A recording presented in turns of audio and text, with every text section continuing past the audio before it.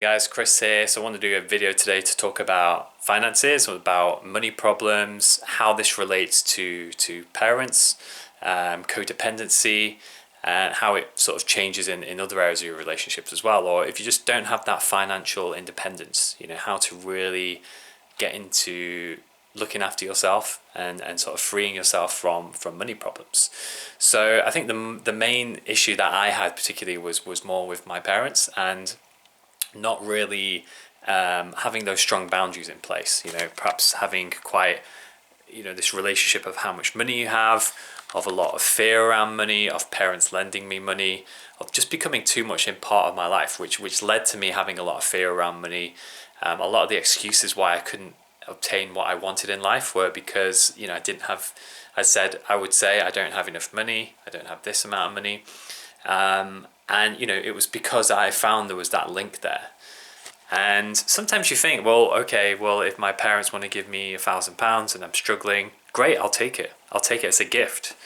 But what you don't realize is that can be affecting you on other ways. You then get that thousand, and then you then sort of like really clenching on it, and you're saying like, okay, this is like this is great in the moment, but then it eventually runs out and you're in the same problem, and then you then rely. So you never actually grow up, and this is the big lesson, is that you never actually become free. You never become actually able to fully support yourself, dependent.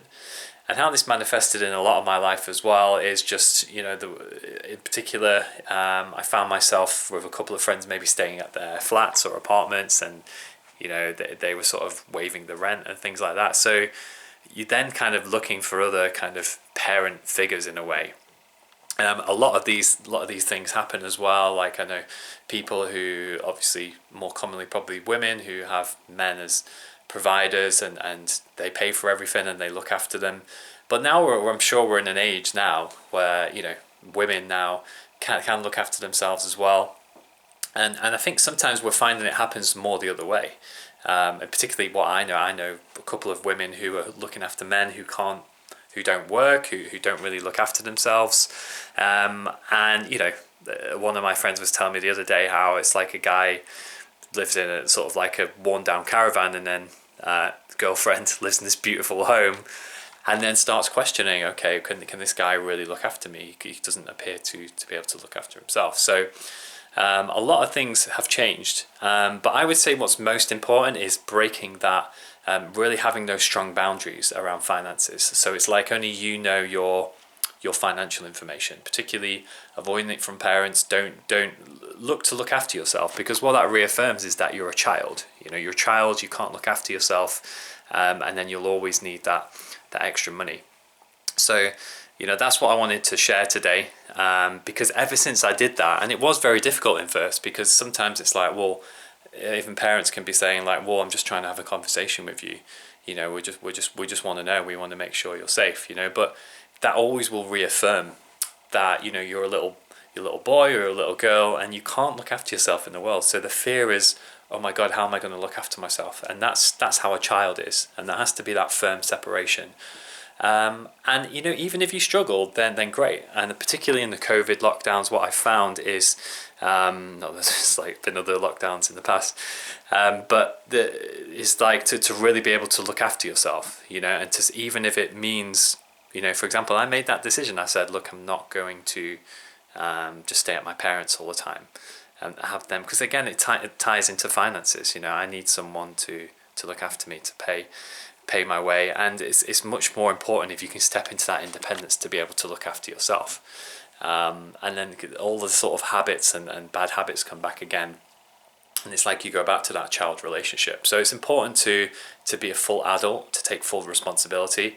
Your financial situation is the situation you're in. Do look into it, but it can improve, and it depends on what you want. There could be a lot of stuff going there. Maybe you're trying to buy stuff which you don't really want, or doesn't really make you happy, so you're in this kind of dilemma. You're giving your money away, you don't feel worth it. Analyzing the unconscious patterns why you're constantly in debt.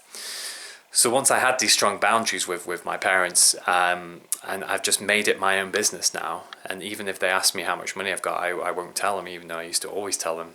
That was what then led to getting the extra money, and you take full responsibility for your life, you know, and you don't rely on anyone else to help you out. So that's something I wanted to share on finances, because I think a lot of people are in codependent and enmeshed relationships, perhaps with their parents, and this is what can lead to the financial troubles. And you don't want to have that codependency. You want to be able to do it on your own. If we make mistakes, this is the main point, final point I was going to make, is that, you know, for example, you get into debt, you know, work to pay that debt off. If your parents just pay it off, then, you know, as I know from experience, you don't learn the lessons. You know, it's this idea of you can't make mistakes with money, you know, or don't, you know, I'll pay the credit card off.